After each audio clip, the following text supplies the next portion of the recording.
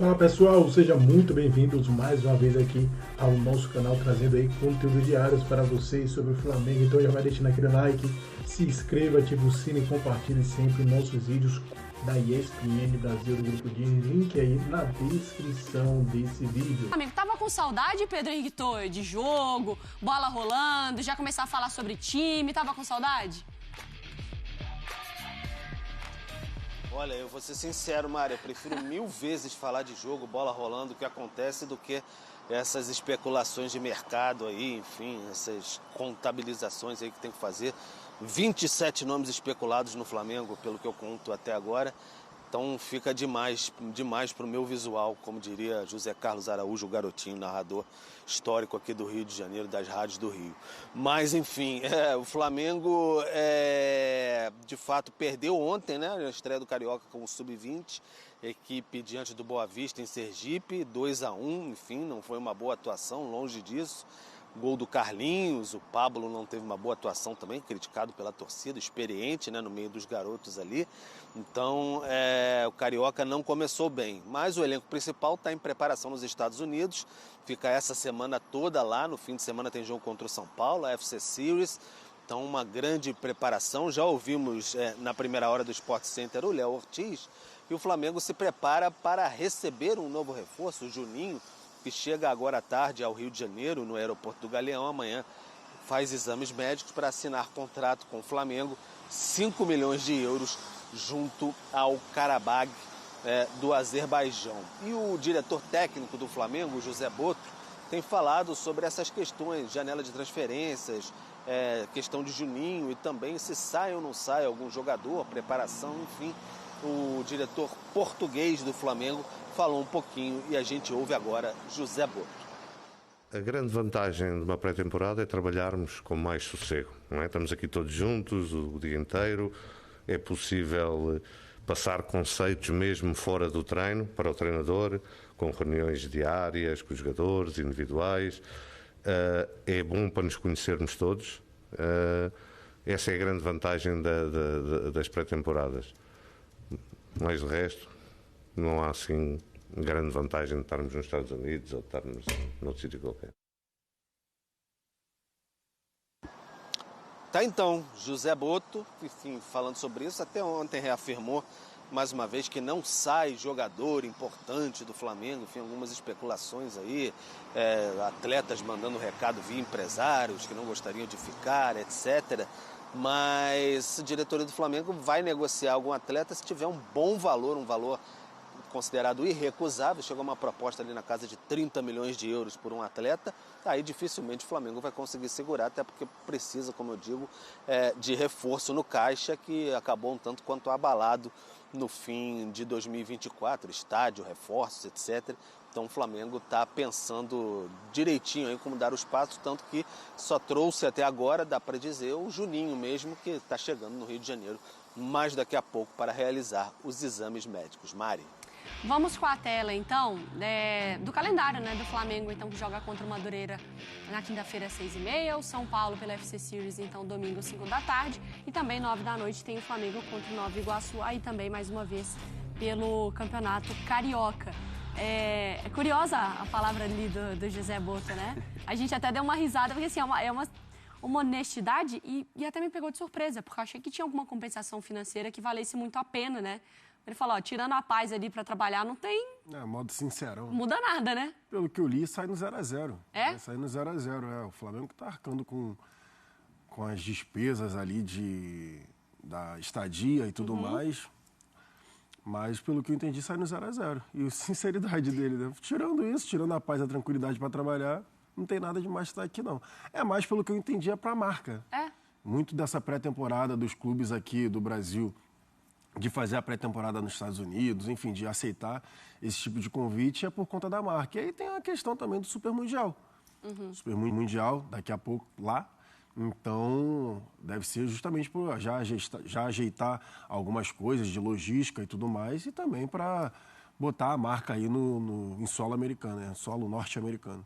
E para a pré-temporada, o que é mais importante para um treinador ou para um jogador? Silas, é paz? É tempo de treino? É o nível do adversário que você já pega nesse início? O que é o grande diferencial para uma pré-temporada? Quando você muda muito o elenco é para se conhecer, né? Quando muda muito é o momento... Essa fala dele, do Boto, do José Boto, eu acho que aí sim ela caberia bem. Porque você leva o grupo, você descansa o grupo, você treina o dia todo, você descansa o dia todo, você come bem.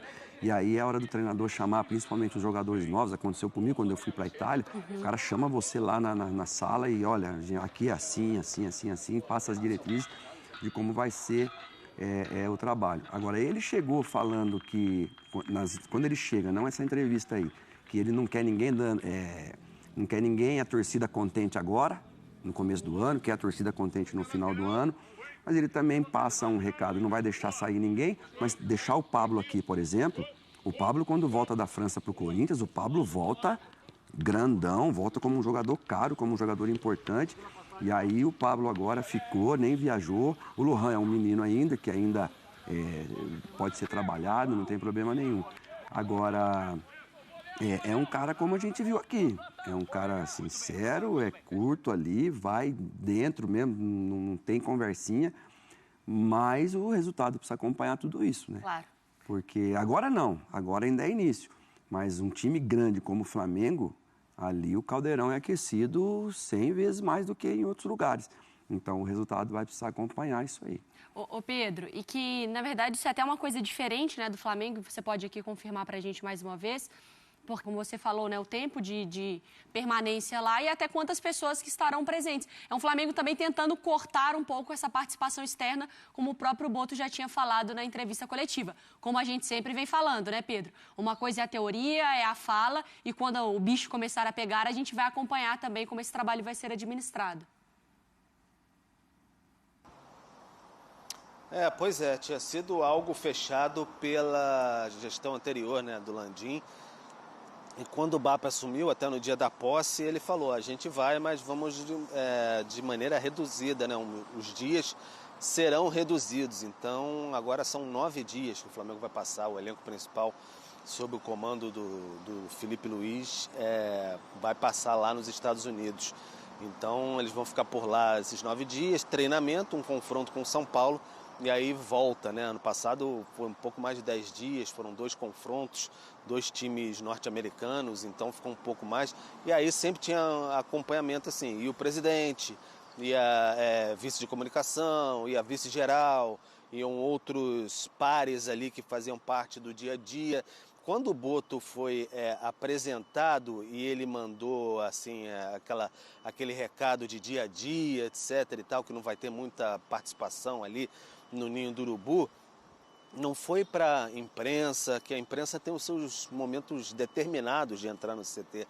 Não tem como você pular o muro e invadir o treinamento ali, enfim, ou então conseguir uma visita extra. Mas para quem frequenta o dia a dia ali do Flamengo, conselheiro, enfim, alguém que apareça por ali, que não seja do ambiente do futebol, que poderia acontecer em outros momentos, blindar mais nesse sentido. Então todo mundo ficou bem ciente, e a demonstração disso é que no dia da reapresentação o BAP não esteve lá, o presidente não esteve lá. Então não vai ser comum ver o presidente no CT do Ninho do Urubu, do Flamengo. Então é uma filosofia nova que o Flamengo está apostando nesse sentido de blindar mais, deixar o ambiente do futebol para o futebol mesmo, os integrantes do departamento do futebol. E você acha que essa é uma medida que o Flamengo precisava também? De se fechar sossegar mais, um pouco. sossegar. Eu acho que sim. Minha mãe fala que é tal facho. Tal facho. Dá uma sossegada, deixa os caras lá trabalharem. Vazava muita coisa, né, no Flamengo. Então acho que essa preocupação do Boto, porque vazava muita coisa, muita informação e escalação diversas vezes, enfim. Então acho que isso incomodava alguns profissionais e o Boto está tentando fazer o trabalho da forma que foi que a gente falou o tempo todo. Ele vem com a filosofia diferente, a filosofia que ele tinha lá em Portugal, enfim, e ele vem com essa filosofia para tentar colocar no Flamengo. Ele mesmo falou algumas vezes que a função dele é proteger o Flamengo, a função dele não é agradar ninguém, a função dele é blindar o Flamengo e fazer com que os resultados apareçam e aconteçam. Então é isso que a medida dele, a forma que ele tem de trabalhar é isso que ele está tentando implementar. Ô Pedro, eu vou te liberar rapidinho, porque o Cuca também começou a falar lá no Atlético e a gente vai atualizando, tá? Obrigada pelas informações. Vai lá. Aproveito, Vene Casagrande, o que dá pra gente dizer aí? Quem passou no teste, quem já dá pra dizer que é reprovado, não dá pra ser aproveitado ao longo da temporada, e alguém se salvou, Vene? Vamos lá, Flavinho. Vene, só um minuto. Melhor é velho. Pra você enxergar melhor aí. Boa, Pedro. Pra você enxergar melhor aí. Qual é a empresa que a gente faz o merchan aqui de óculos? Que eu sempre esqueço. Óticas do Bem! Óticas do Bem! Alô, Óticas do Bem, tamo junto. Rapaz, Deus sabe o que faz, hein? Se eu usasse óculos... Ele gosta. Mas brincadeiras à parte sobre esse jogo diante do Boa Vista. Vamos lá, Flavinho, respondendo a sua pergunta, eu acho que só um jogador passou nesse teste aí. Só um, que foi o goleiro Diogo Alves, inclusive, que tem uma baita história de superação. Para quem não sabe, ele é um dos sobreviventes da tragédia do Ninho de 2019, mas ele fez boas defesas e salvou o que poderia ser pior para o Flamengo nessa estreia do Campeonato Carioca.